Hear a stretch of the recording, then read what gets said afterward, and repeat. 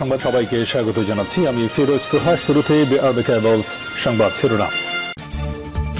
বাংলাদেশের সর্বশেষ গুরুত্বপূর্ণ আপডেট সংবাদে আপনাকে স্বাগত। শুরুতেই সংবাদ শিরোনাম, পরে বিস্তারিত।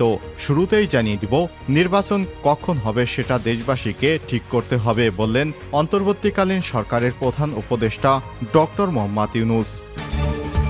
এরপর জানিয়ে দিব, সীমান্তে মুখোমুখি বিজিবি এবং বিএসএফ, স্থানীয়দের মধ্যে চরম আতঙ্ক। এদিকে কুমিল্লায় পানির প্রবল স্রোতে ভেসে গেল দুই বোন। কুমিল্লার তিতাস উপজেলায় মাদ্রাসা থেকে ফেরার পথে বন্যার পানিতে ডুবে দুই শিশুর মৃত্যু হয়েছে। আজ দুপুরে উপজেলার বাগাইরামপুর গ্রামে দুর্ঘটনা ঘটে। এদিকে বন্যার্তদের সহযোগিতায় 2 কোটি টাকা দিল মার্কেন্টাইল ব্যাংক। এবারে জানাবো আনসারের রদবদল। বাংলাদেশ আনসার এবং গ্রাম প্রতিরক্ষা বাহিনীর 19 ঊর্ধ্বতন কর্মকর্তাকে বদলির আদেশ দেওয়া হয়েছে। রোববার 25 আগস্ট স্বরাষ্ট্র মন্ত্রণালয়ের জননিরাপত্তা বিভাগ আনসার শাখা 1 থেকে পৃথক 2টি প্রজ্ঞাপনে উপমহাপরিচালক পদমর্যাদার 9 এবং পরিচালক পদমর্যাদার 10 কর্মকর্তাকে বদলি করা হয়েছে। এবং সর্বশেষ জানিয়ে দিব, গত 24 দিনে এলো 20,600 কোটি টাকার রেমিটেন্স। চলতি আগস্ট মাসের প্রথম 24 দিনে দেশে বৈধ পথে 171 কোটি 83,30,000 মার্কিন ডলার রেমিটেন্স এসেছে, যা বাংলাদেশি টাকায় প্রায় 20,600 কোটি টাকা। আজ কেন্দ্রীয় ব্যাংকের প্রকাশিত হালনাগাদ প্রতিবেদন থেকে সব তথ্য জানা গেছে।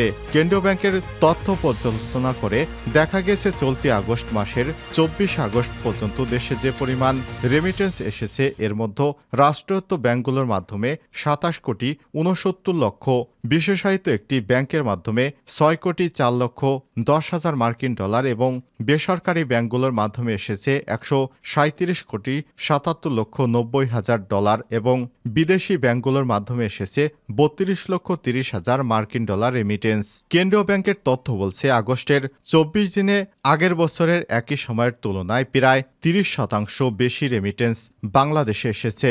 গত বছরের 2023-এর আগস্টের 24 দিনে রেমিটেন্স এসেছিল মাত্র 132 কোটি ডলার, যার তুলনায় এবারে এসেছে 30% বেশি রেমিটেন্স।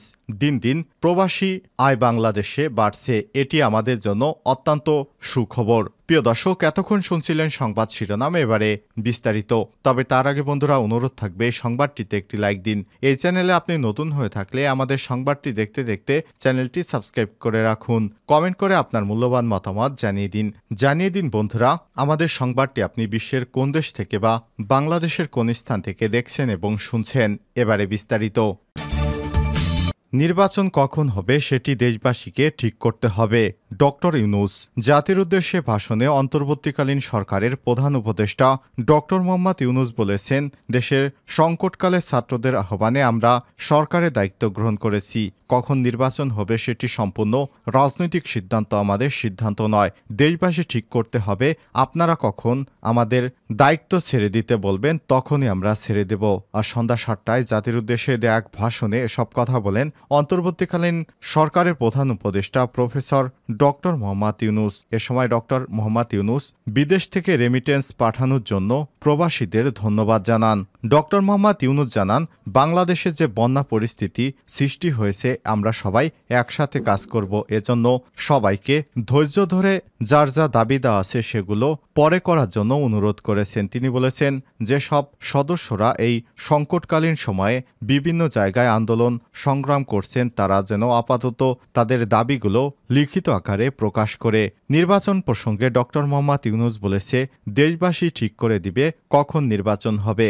আমি আমার ইচ্ছায় এখানে বসিনি। এখানে আমাকে ছাত্র জনতা তীব্র আন্দোলনের মুখে বিগত সরকার দেশ ছাড়ার পর আমাকে দায়িত্ব দেওয়া হয়েছে। এবার দেশবাসী ঠিক করবে কবে নির্বাচন হবে। নির্বাচনের বিষয়টি সম্পূর্ণ রাজনৈতিক ব্যাপার। এ বিষয়ে আমার কোনো মন্তব্য নেই। জনগণ যখন ঠিক করবে তখনই দেশে নির্বাচন হবে। সীমান্তে বিজিবি বিএসএফ মুখোমুখি, স্থানীয়দের মধ্যে চরম আতঙ্ক। শেখ হাসিনা বাংলাদেশ থেকে পালিয়ে যাবার পর বাংলাদেশ ভারত সীমান্তে ব্যাপক উত্তেজনা বিরাজ করছে। সম্ভবত এটি সবচেয়ে বাংলাদেশ ভারতের মধ্যে চরম উত্তেজনাকর একটি মুহূর্ত।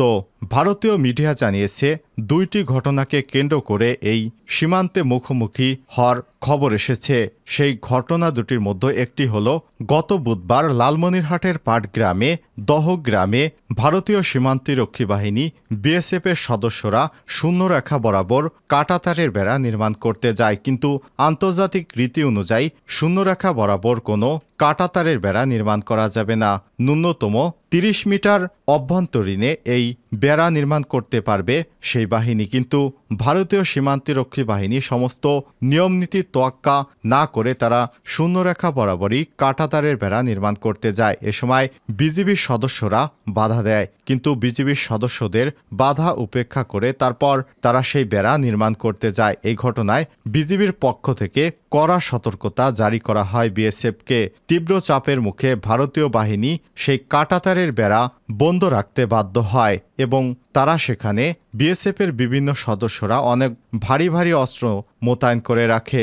এ অবস্থায় বাংলাদেশের বিজিবির সদস্যরা সেখানে কড়া নিরাপত্তা জোরদার করে। এ অবস্থায় ওই এলাকায় মানুষের মধ্যে তীব্র আতঙ্ক বিরাজ করছে। কুমিল্লায় পানির প্রবল স্রোতে ভেসে গেল দুই বোন। কুমিল্লার তিতাস উপজেলা মাদ্রাসা থেকে ফেরার পথে পানিতে ডুবে 2 জনের মৃত্যু হয়েছে। আজ দুপুরে উপজেলার বাগাইরামপুর গ্রামে দুর্ঘটনা ঘটে। নিহতরা হল ওই গ্রামের প্রবাসী মনির হোসেনের মেয়ে আয়েশা আক্তার 10 এবং একই এলাকার মোক্তার হোসেনের মেয়ে সামিয়া আক্তার 9, তারা সম্পর্কে চাচাতো বোন এবং নয়াকান্দি ইসহাকিয়া সোহিনিয়া দারুল কোরআন মাদ্রাসার ছাত্রী ছিলেন। তিতাস থানার ওসি কাজী নাজমুল হক কালবেলাকে বিষয়টি নিশ্চিত করেছেন। স্থানীয় লোকজন জানান, রোববার সকালে রাস্তা দিয়ে হাঁটু পানি ভেঙে মাদ্রাসায় যায় 2 জন। মাদ্রাসা ছুটি হওয়ার পর বাড়ি ফেরার পথে রাস্তার উপর ক্রমশমান পানি প্রবল ছুটছিল।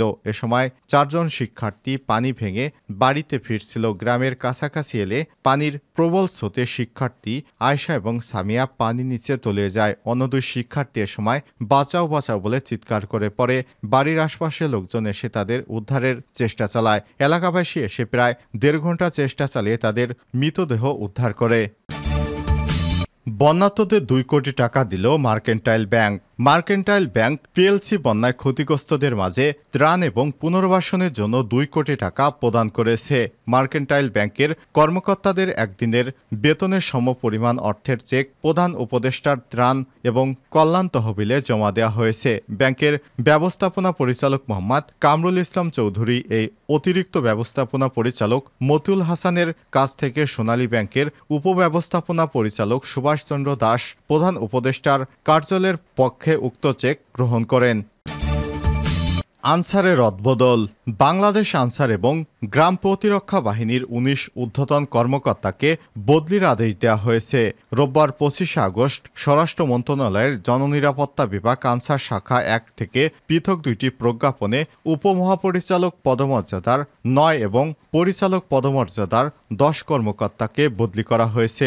বদলি হওয়া উপমহাপরিচালকেরা হলেন গাজীপুর শফিপুরের আনসার এবং বিডিপি একাডেমির ডেপুটি কমান্ড্যান্ট মোহাম্মদ নুরুল হাসান ফরিদিকে খুলনা রেঞ্জে, চট্টগ্রাম রেঞ্জের উপমহাপরিচালক মোহাম্মদ সাইফুল রাসেলকে বাংলাদেশ আনসার এবং গ্রাম প্রতিরক্ষা বাহিনী অপারেশনস খুলনা রেঞ্জের উপমহাপরিচালক শাহ আহমেদ ফজলে রাপিকে রাজশাহী রেঞ্জে, সিলেটের রেঞ্জের উপপরিচালক মোহাম্মদ আব্দুল আওয়ালকে ময়মনসিংহ রেঞ্জে, রাজশাহী রেঞ্জের উপমহাপরিচালক কামরুন নাহারকে ডেপুটি কমান্ড হিসেবে গাজীপুরের শফিপুর আনসার এবং বিডিপি একাডেমি সদর দপ্তরের উপপরিচালক অপারেশনস মোহাম্মদ ফখরুল আলমকে বরিশাল রেঞ্জে, ময়মনসিংহ রেঞ্জের উপপরিচালক মোহাম্মদ সাইফুর রহমানকে চট্টগ্রাম রেঞ্জে, বরিশাল রেঞ্জের উপপরিচালক মোহাম্মদ আশরাফুল আলমকে ঢাকা রেঞ্জে এবং ঢাকা রেঞ্জের উপপরিচালক মোহাম্মদ জিয়াউল হাসানকে সিলেট রেঞ্জে বদলি করা হয়েছে।